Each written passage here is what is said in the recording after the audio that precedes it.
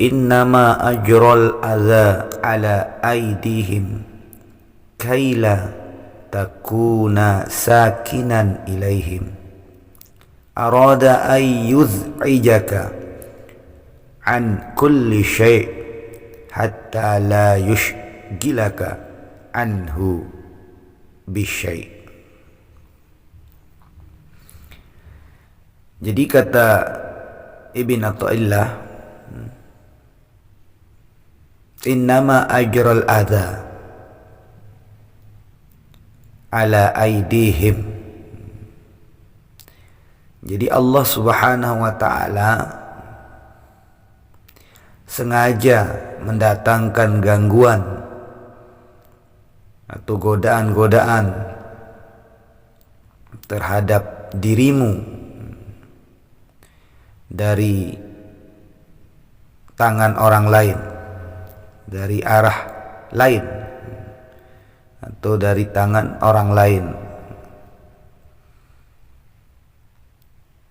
Kaila takuna sakinan ilaihim. Jadi itu supaya engkau tidak jinak, tidak nurut kepada mereka. Arada ay yuz'ijaka an kulli syai' hatta la yushgilaka anhu bisyai'. Jadi sengaja Allah menjengkelkan, membuat kita jemu, tidak suka dari segala sesuatu. Segala sesuatu tuh buat kita jengkel gitu.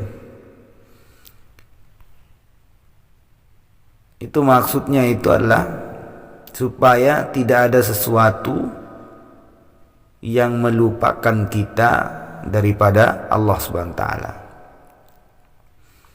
Jadi supaya kita tidak terganggu dengan perkara itu sehingga kita ini jauh atau lupa dari Allah Subhanahu wa taala. Jadi maknanya terkadang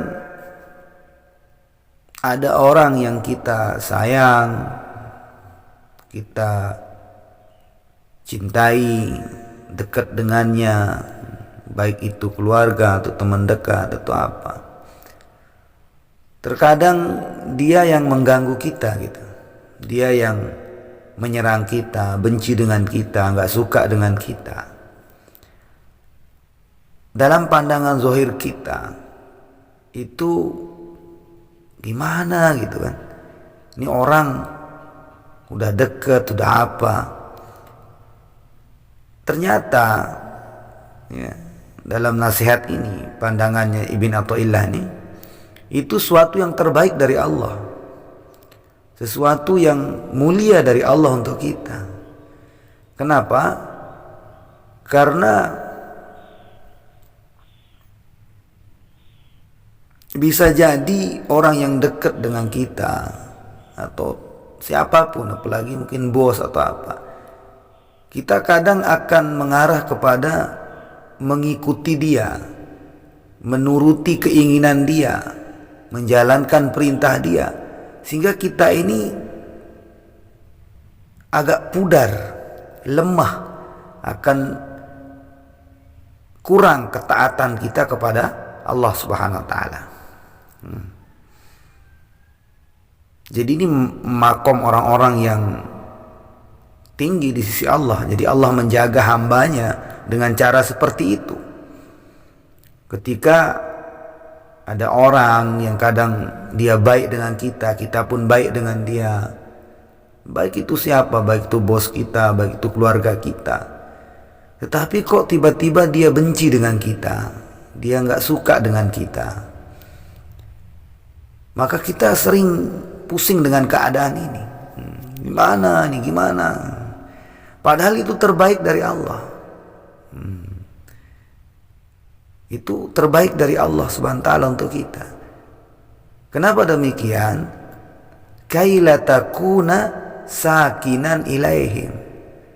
Jadi maksudnya supaya kita ini ya, tidak jinak ya, tidak tetap hati, tidak nurut, tidak seperti pembantu kepada dia, gitu. Kan banyak orang itu kalau udah sayang sama seseorang atau bosnya itu baik dengan dia, maka nurut dia. Maka terkadang kalau Allah tuh sayang dengan kita itu, Allah buat orang tuh benci kepada kita agar kita nggak nurut kepada dia, biar kita nurut kepada Allah. Nah itu. Jadi cara pandang beliau ini, ya, Ibn Athaillah ini luar biasa untuk menasihati hati kita agar kita ini enggak terjerumus di dalam suatu perkara yang membuat kita ini jauh dari Allah Subhanahu wa taala. Bahkan itu pun Allah Subhanahu wa taala beliau Ibn Athaillah lagi menjelaskan di sini, arada an yuz'ijaka an kulli syai' hatta la yushgilaka anhu syai' anhu bisyai'. Nah itu. Sampai beliau mengatakan bahkan Allah Subhanahu wa taala itu sengaja, ya, sengaja arada ayyuz ijaka an kulli syai', sengaja membuat kita ini jengkel, ya, tidak suka dengan sesuatu atau segala sesuatu atau suatu perkara, ya. Maksudnya itu agar kita itu tidak disibukkan dengan kesukaan, kecintaan, kerinduan, kedekatan dengan sesuatu itu. Kadang kita kan pernah, ya kan, kok tiba-tiba kita jengkel, tiba-tiba kita nggak suka dengan sesuatu, baik itu orang maupun benda, ya, materi atau apa. Dulu aku sayang dengan benda ini, dulu aku ini, kok tiba-tiba aku tuh nggak suka, aku nggak ini, ya. Maka itu maksudnya Allah sengaja menjengkelkan kita dengan sesuatu itu. Maksud Allah itu adalah agar kita ini la yushgilak, agar engkau ini tidak disibukkan, ya, tidak disibukkan dengan perkara itu sehingga lupa kepada Allah Subhanahu wa taala. Dan ini cara Allah menjaga kita, orang-orang yang memang disayang oleh Allah Subhanahu wa taala itu. Jadi dijaga hati kita oleh Allah ini agar kita tetap mencintainya, agar tetap zikir kepadanya, ingat kepadanya, jangan lupa kepada Allah Subhanahu wa taala.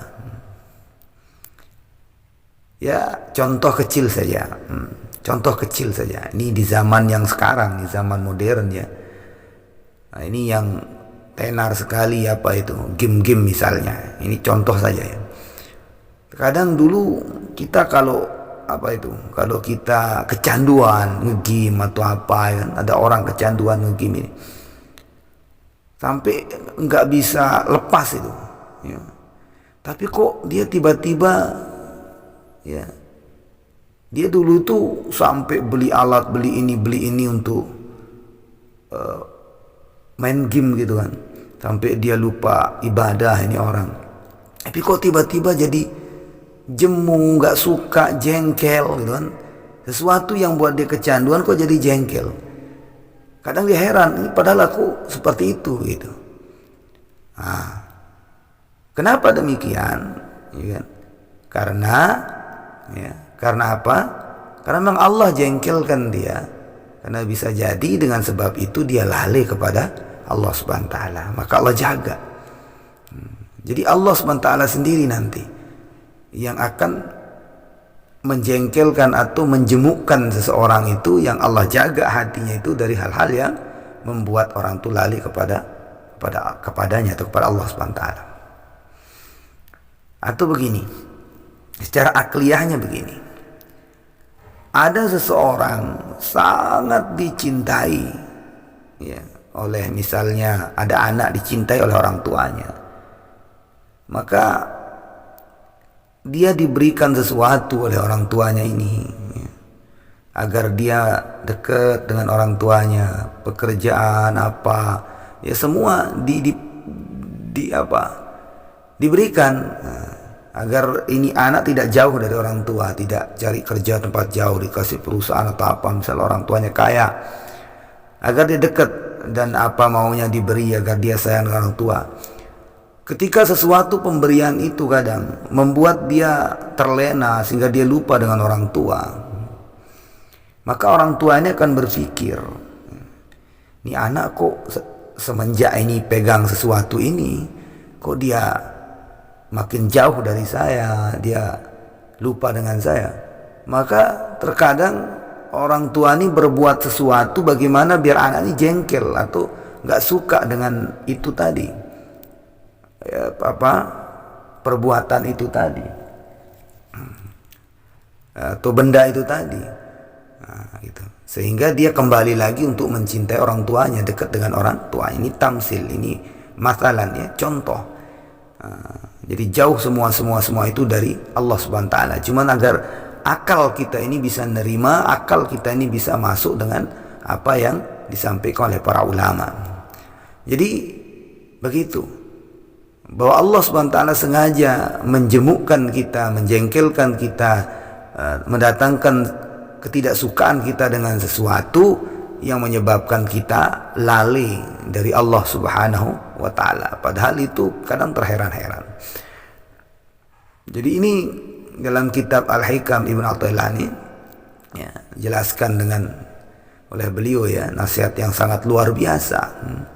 Innama ajral adza ala aidihim, ya.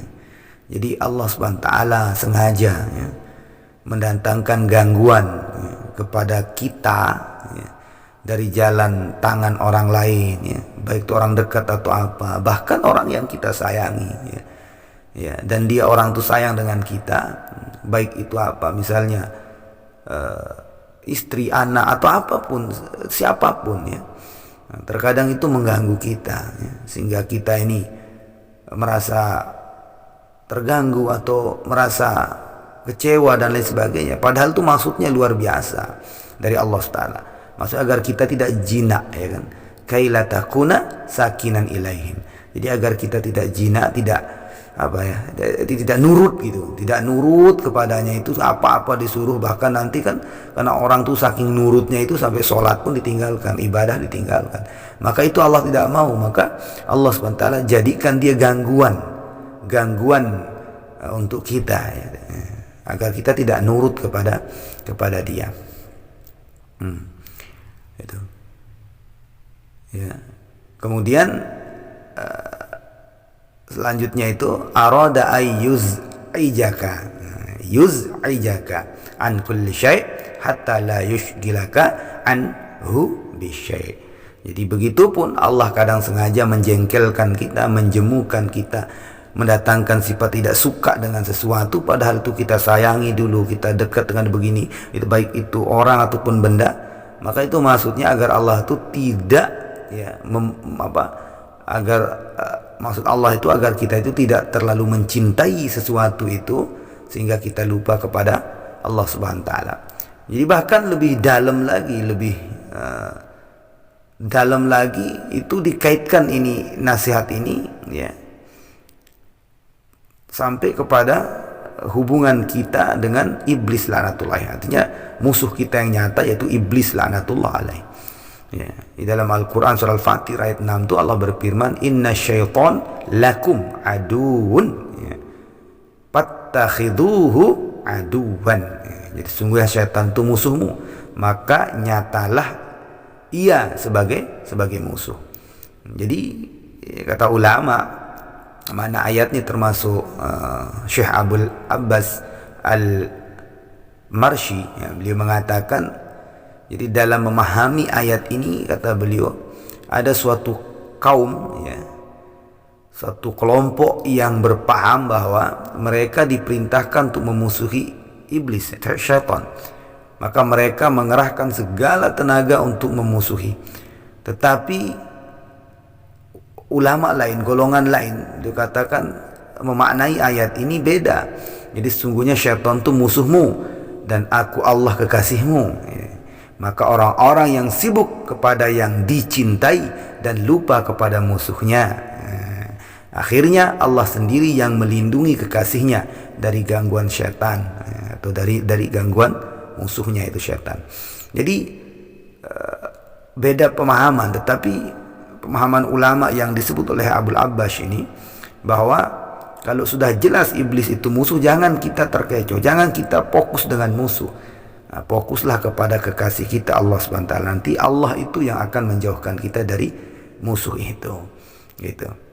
Bahkan Abul Hasim beliau mengatakan, ya,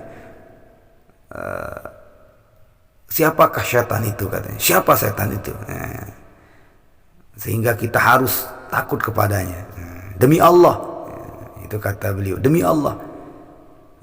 Ia itu setan itu pernah diikuti, tetapi sama sekali tidak berguna, atau nurut kepadanya tidak ada gunanya. Begitu pula ketika dilanggar, maka juga tidak ada apa-apanya, gitu.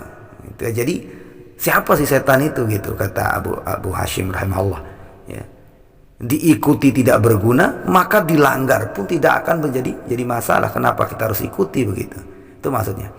Begitupun Abu Sulaim Ad-Darani, beliau mengatakan tidak ada makhluk yang lebih rendah daripada iblis. Dan andaikan Allah tidak menyuruh kami berlindung kepada Allah daripada, niscaya saya tidak akan merasa gentar sama sekali kepada iblis. Masya Allah. Itu kata Abu Sulaim Ad-Darani rahimahullah. Begitupun Syekh Zunnun Al-Misri, beliau mengatakan, ya, jadi jika syaitan itu dapat melihat engkau dari arah yang tidak dapat engkau melihatnya, maka Allah SWT melihat padanya, pada iblis itu, dari arah yang dia tidak bisa melihat Allah, gitu. Karena itu berlindunglah kepada Allah dari godaan iblis, laknatullah alaih. Begitupun Syekh Malik bin Dinar rahimahullah, beliau mengatakan, suatu musuh yang dapat melihat padamu sedang kau tidak dapat melihatnya, sungguh sukar perlawanannya, kecuali jika dilindungi oleh Allah SWT. Jadi kembali kepada Allah SWT, hanya Allah. Jadi fokus kepada Allah, ya. Dekat kepada Allah. Dia Allah yang jauhkan kita dari segala macam bahaya, baik dari manusia, lebih-lebih dari iblis, laknatullah alaih. Abu Sa'id Al-Khudri rahimahullah, Abu Sa'id Al-Khudri radhiyallahu anhu, ya, sahabat Nabi, beliau mengatakan, saya pernah mendengar Rasulullah bersabda, kata beliau, iblis itu berkata kepada Allah, demi kemuliaan dan kebesaranmu, saya tetap akan menyesatkan manusia selama ruh manusia itu berada di kandung badannya. Itu kata iblis. Itu sabda Nabi SAW dari Sa'id Al-Khudri. Maka Allah menjawab, demi kemuliaanku dan kebesaranku, saya tetap akan mengampuni daripada manusia, hambaku anak Adam, selama mereka beristighfar dan minta ampun kepadaku.